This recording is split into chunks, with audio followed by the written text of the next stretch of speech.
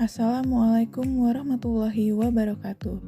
Perkenalkan, saya Olivia Ayu Pramana, peserta Latsar CPNS 2022, golongan 3, angkatan 22, kelompok 4, yang diadakan oleh BPSDM Provinsi Sumatera Utara.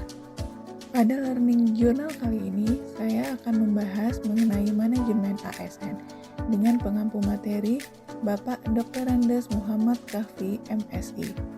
Dalam Undang-Undang Nomor 5 Tahun 2014 tentang Aparatur Sipil Negara, berdasarkan jenisnya, pegawai ASN terdiri atas pegawai negeri sipil atau PNS dan pegawai pemerintah dengan perjanjian kerja. Dalam pengertiannya, PNS merupakan warga negara Indonesia yang memenuhi syarat tertentu, diangkat sebagai pegawai aparatur sipil negara secara tetap oleh pejabat pembina kepegawaian untuk menduduki jabatan pemerintahan, memiliki nomor induk pegawai secara nasional. Sedangkan P3K adalah warga negara Indonesia yang memenuhi syarat tertentu yang diangkat oleh pejabat pembina kepegawaian berdasarkan perjanjian kerja sesuai dengan kebutuhan instansi pemerintah untuk jangka waktu tertentu dalam rangka melaksanakan tugas pemerintahan.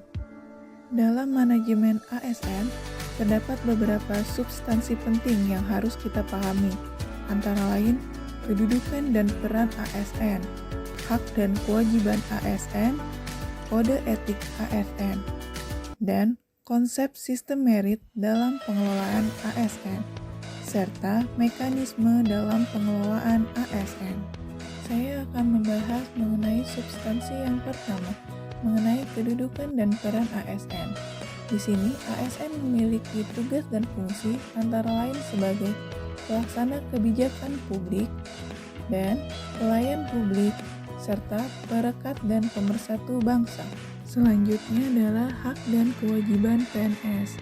Dalam Undang-Undang Nomor 5 Tahun 2014, Pasal 21 disebutkan bahwa PNS berhak mendapatkan gaji, tunjangan, perlindungan, pengembangan kompetensi, jaminan pensiun dan hari tua, dan cuti.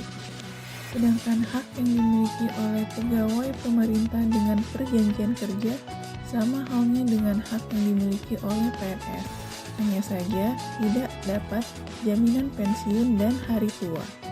Kewajiban ASN merupakan suatu beban atau tanggungan yang bersifat kontraktual dan menjadi sesuatu yang sepatutnya dilaksanakan oleh ASN.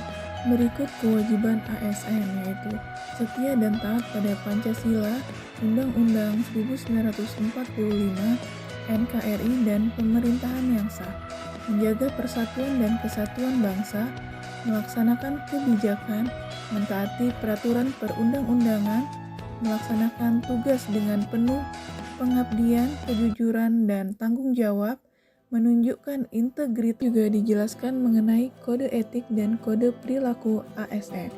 Kode etik dan kode perilaku ASN ini bertujuan untuk menjaga martabat dan kehormatan ASN. Agar lebih memahami mengenai kedudukan dan peran ASN, kita akan menjabarkannya. Seorang ASN harus paham apa itu kebijakan dan dari mana sumber kebijakan itu berasal. Kebijakan ialah serangkaian keputusan dan tindakan yang dituangkan dan ditetapkan oleh pemerintah, dibuat dalam bentuk regulasi atau perundang-undangan yang harus ditindaklanjuti baik oleh instansi yang ada di pusat, provinsi, daerah, maupun kabupaten kota. Sehingga ASN mampu menindaklanjuti bagaimana penerapan kebijakan itu. Dalam menjalankan peran sebagai pelaksana kebijakan publik, terdapat 5 aspek yang harus dimiliki oleh ASN. Antara lain, 1. Kemampuan substansi, di mana kemampuan ini harus dimiliki agar dapat diterapkan di instansi kerja. Dengan menempatkan pegawai pada posisi yang sesuai dengan latar belakang pendidikan formalnya. Misalnya, seorang lulusan sarjana teknik ditempatkan di bagian perencanaan pembangunan di Dinas PUPR. Selanjutnya, kemampuan di bidang perencanaan. Kemampuan ini harus dimiliki oleh ASN sehingga memahami alur kegiatan di instansi masing-masing. ASN harus dapat mengerti apa itu RPJP, RPJMD, RKPD, Renstra, Renja, dan sebagainya. Selanjutnya, kemampuan dalam keuangan. Dalam pelaksanaan musrembang akan diberitahu asumsi pagu sebagai dasar menyusun Renja, lalu menyusun DPA menggunakan dasar Renja. Pada perencanaan dan keuangan merupakan dua hal yang tidak bisa dipisahkan karena akan saling terhubung. Selanjutnya, kemampuan dalam pengadaan barang dan jasa. Dalam hal ini, seorang ASN harus memahami alur pengadaan barang dan jasa di instansi atau OPD-nya masing-masing. Karena dalam kegiatan di pemerintahan, output yang dihasilkan berupa barang atau jasa. Aspek terakhir yang harus dimiliki oleh ASN yaitu kemampuan dalam manajemen ASN.